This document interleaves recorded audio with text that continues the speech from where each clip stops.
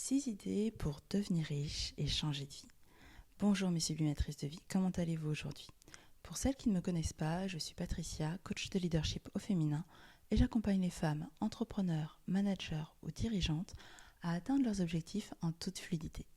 Parce que je suis intimement convaincue que chaque femme mérite d'atteindre ses objectifs, de s'autoriser à aller vers ce qu'elle aime et de réaliser ses rêves. Si vous ne l'avez pas encore fait, je vous invite à vous abonner en cliquant sur le bouton afin d'être tenu informé des prochains podcasts ou des prochaines vidéos à apparaître. Alors, commençons tout de suite. Aujourd'hui, je voulais vous présenter 6 idées pour vous permettre de récolter plus d'argent et devenir riche. Premièrement, savoir se priver. Deuxièmement, investir son argent pour le faire fructifier. Troisièmement, surveiller ses dépenses. Quatrièmement, limiter les crédits. Cinquièmement, lire beaucoup. Et oui, se former, apprendre. Et sixièmement, avoir de l'ambition. Alors, le premier point, à savoir se priver, peut paraître très peu glamour et en même temps challengeant.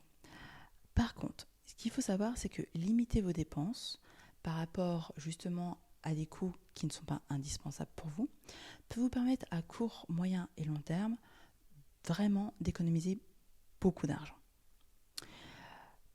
Exemple concret, si vous êtes dans une location actuellement, réfléchissez au montant que vous injectez dans cette location. Est-ce que c'est quelque chose qui est réellement indispensable pour vous ou est-ce que vous pouvez trouver quelque chose de similaire, un bien de similaire qui vous correspondrait plus et moins cher? Juste vous poser la question. Pareil, prenez vos dépenses et demandez-vous, ok, quelles sont les dépenses totalement indispensables, quelles sont les dépenses totalement superflues, quelles sont les dépenses, ok, bon, là c'est pas forcément nécessaire, mais bon, je les maintiens pour me faire plaisir.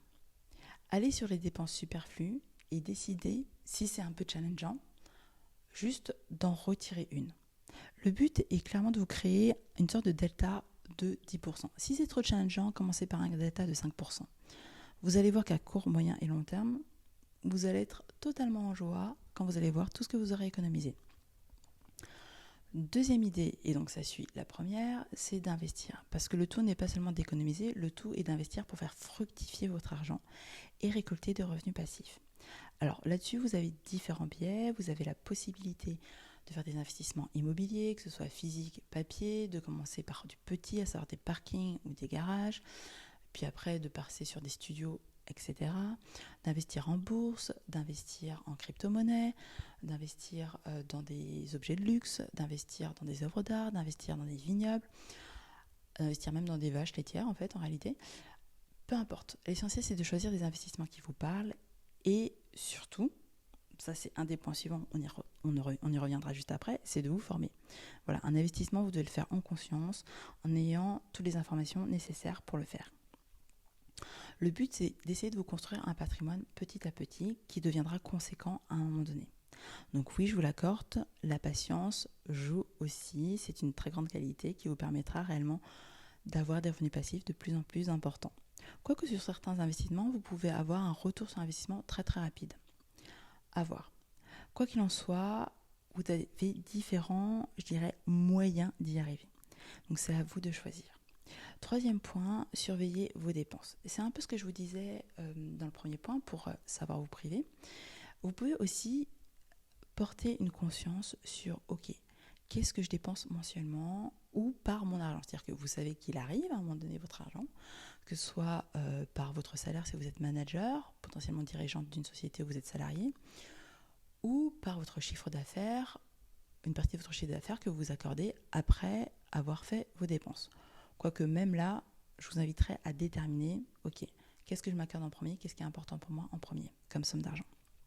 Quoi qu'il arrive, vous savez d'où vient votre argent.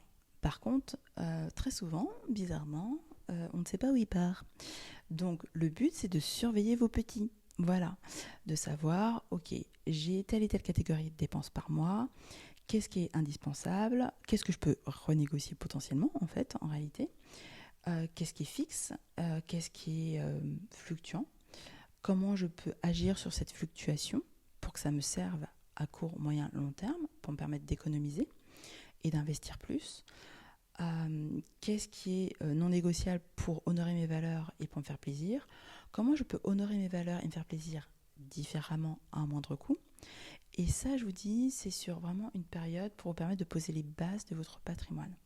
Après, vous pourrez augmenter vos dépenses au fur et à mesure que vous aurez vos revenus passifs. D'accord ? C'est un cercle vertueux que vous êtes en train de créer et c'est très important. Donc le but, c'est vraiment de faire le point tous les mois, si ce n'est toutes les semaines au démarrage, si vous avez tendance réellement à ne pas gérer votre argent. Ensuite, limitez vos crédits. Alors oui, parce qu'on est dans une société de consommation et qu'en fait, en réalité, on a tendance à nous proposer des crédits pour tout et n'importe quoi, à savoir, ça peut être l'achat d'un lave-vaisselle ou d'une machine à laver, l'achat d'une voiture, l'achat d'un ordinateur, l'achat d'un téléphone, peu importe.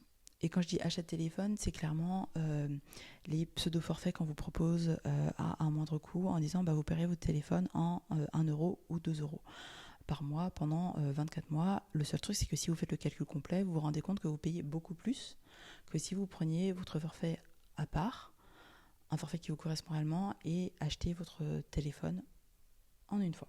Bref, ça c'était la petite parenthèse. Quoi qu'il en soit, vous devez vraiment limiter vos crédits parce qu'en fait, ça va être des coûts supplémentaires. Les crédits que vous avez, c'est pas seulement l'argent dont vous avez besoin que vous payiez, c'est aussi tous les intérêts. Et les intérêts sont maximum au démarrage de votre crédit. Donc ça va également vous permettre d'avoir plus d'argent, de recueillir plus d'argent en limitant vos crédits, si ce n'est en n'en faisant aucun. Ensuite, lire beaucoup. Lire beaucoup parce que la majorité des millionnaires, des multimillionnaires ou des milliardaires, self-made notamment, lisent beaucoup. Ils se sont formés via l'apprentissage sur le terrain et l'apprentissage par les connaissances. Donc vos lectures doivent servir à accroître vos connaissances pour servir vos objectifs afin de progresser et d'évoluer vers votre vision. Et au passage, faire évoluer votre patrimoine. Donc choisissez des ouvrages spécialisés, alors que ce soit dans le marketing, le business ou les finances en l'occurrence, ou même le développement personnel, parce que vous allez voir qu'en travaillant sur vous, vous allez lever des blocages, vous allez sortir et vraiment détruire des croyances limitantes, et votre environnement va être modifié naturellement. Donc pensez-y. Et puis, inspirez-vous de millionnaires et milliardaires qui sont en partie de rien, en fait. Pensez à Oprah Winfrey, Mark Zuckerberg, Steve Jobs. Si tous ces types de livres auparavant ne vous inspirent pas, allez lire juste des autobiographies pour vous inspirer de la vie des entrepreneurs, vous inspirer de leur mindset, leur mode de vie, et appliquer ce qui vous parle le plus. En tout cas, pensez à lire et à appliquer derrière de suite. 6e astuce, avoir de l'ambition. Alors, les rêves font partie intégrante du parcours de quelqu'un qui a réussi sa vie. Après, une fois que vous avez les rêves, vous devez les matérialiser. Donc, avoir de l'ambition et passer par la visualisation, le fait de vous imaginer déjà avec la réalisation de vos objectifs, va clairement vous servir. Vous voulez gagner beaucoup d'argent ? Ok, donnez-vous-en les moyens et visualisez-vous, comportez-vous. Ayez les émotions d'une personne qui a déjà cet argent, qui a déjà beaucoup d'argent, qui est déjà millionnaire, multimillionnaire, milliardaire. Peu importe votre objectif. Pour changer sa vie et devenir riche, il est nécessaire de se fixer des objectifs à long terme et de les incarner dans la matière à l'instant présent, comme si c'était déjà fait.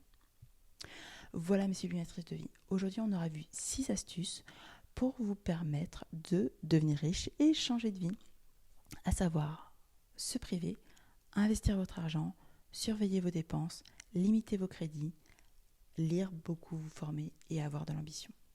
J'espère que ce podcast vous a plu et si vous ne l'avez pas encore fait, je vous invite à cliquer sur le bouton afin de vous abonner et d'être tenu informé des prochains podcasts ou des prochaines vidéos à apparaître.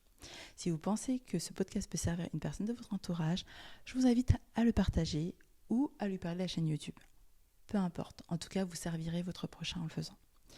D'ici là, mes sublimatrices de vie, je vous dis à très vite et je vous embrasse.